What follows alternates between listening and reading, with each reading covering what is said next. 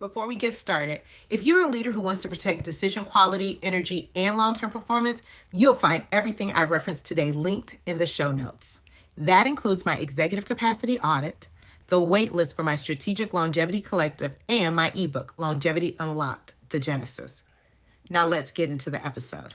Welcome to Longevity Unlocked. I'm Sherrie Austin, registered nurse, executive longevity and performance advisor. And this podcast is for leaders who refuse to trade their health, clarity, or decision quality for success. Here's what we do differently here. We don't talk about hustle. We don't chase optimization for optimization's sake. And we don't wait for burnout to intervene. This is where we examine the physiology behind leadership, how sleep, stress, nutrition, movement, and recovery directly shape cognitive capacity, emotional regulation, and long-term decision quality.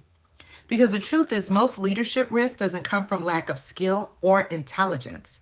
It comes from quiet capacity erosion, the kind you normalize because nothing is technically broken.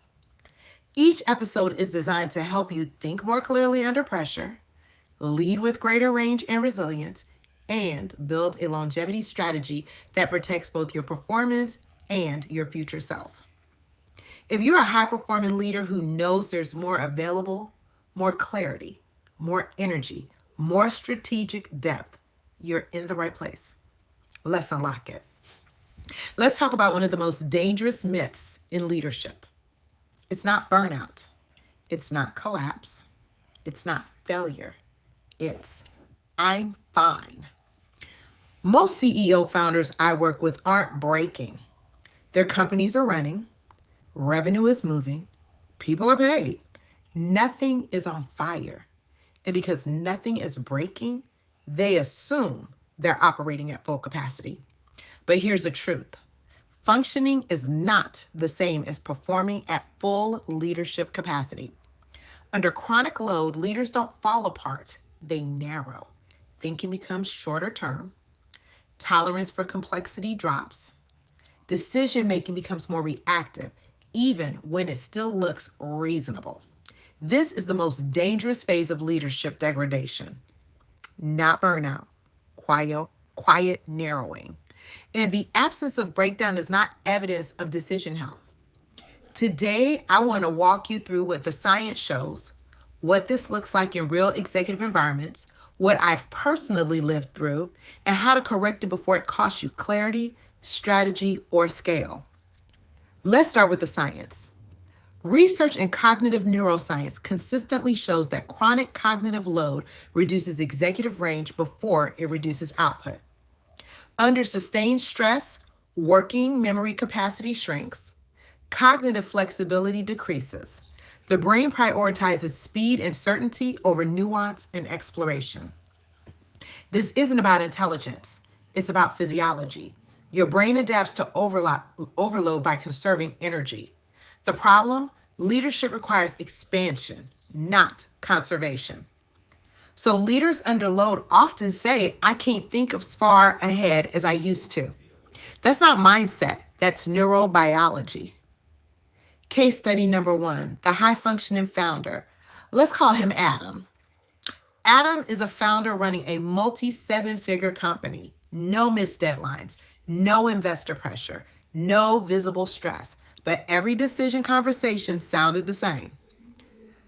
Let's just do what worked last time. We don't need to overthink this, guys. I don't have the bandwidth for that conversation. Nothing was wrong, but nothing was evolving. When his decision patterns were mapped, they found shorter planning horizons, avoidance of complex trade-offs, increasing reliance on legacy strategies. The business wasn't failing, it was plateauing quietly. I've lived this myself. I normalized narrowing. As a nurse working high acuity night shift environments, I didn't burn out. I adapted. I functioned beautifully. I showed up, took care of patients, made fast decisions. But my world got smaller. I stopped thinking long term. I avoided anything cognitively demanding outside of work. I normalized survival mode. And because nothing collapsed, I told myself I was fine. I wasn't broken, but I wasn't expansive either. Study number 2 is about stress, time horizons, and risk. Let's go deeper. Research on stress and decision-making shows that under chronic load, leaders unconsciously shorten time horizons. This means less tolerance for delayed payoff, increased preference for certainty, and reduced appetite for strategic ambiguity. In leadership terms, this shows up as just get it done. We'll deal with that later. Let's not complicate things. That's not laziness. That's a stress-adapted brain. Case study number 2 is the executive team that stopped challenging each other. This executive team had performance metrics that looked strong, but meetings became increasingly transactional. Fewer dissenting viewpoints, faster consensus, less strategic debate. When questioned, one leader said, "We just don't have the energy for those conversations anymore." That's signal right there. The system hadn't failed. Capacity had narrowed. Here's my personal story about the moment I realized fine was the problem. There was a moment in my career where I realized something very unsettling. I could function indefinitely in a reduced state, and that terrified me. Because leaders don't lose effectiveness overnight. They lose range first. And range is where vision, innovation, and legacy live. That was my moment of clarity. Science-backed research number 3, allostatic load and leadership capacity. Here's the final science piece. Allostatic load is the cumulative burden of chronic stress because stress doesn't announce itself loudly. It shows up as reduced emotional regulation, cognitive rigidity, and lower tolerance for uncertainty.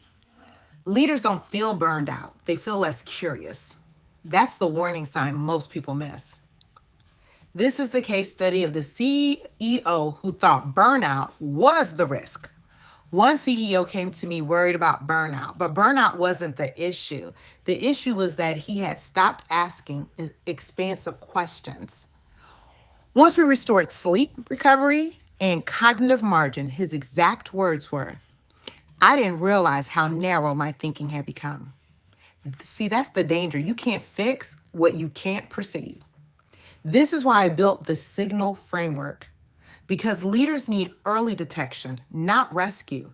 Signal helps identify subtle narrowing, decision degradation, and capacity erosion before performance drops.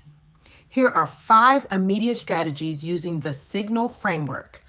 And here's what you can start just this week. Scan decision range. Ask yourself, am I choosing speed over depth by default?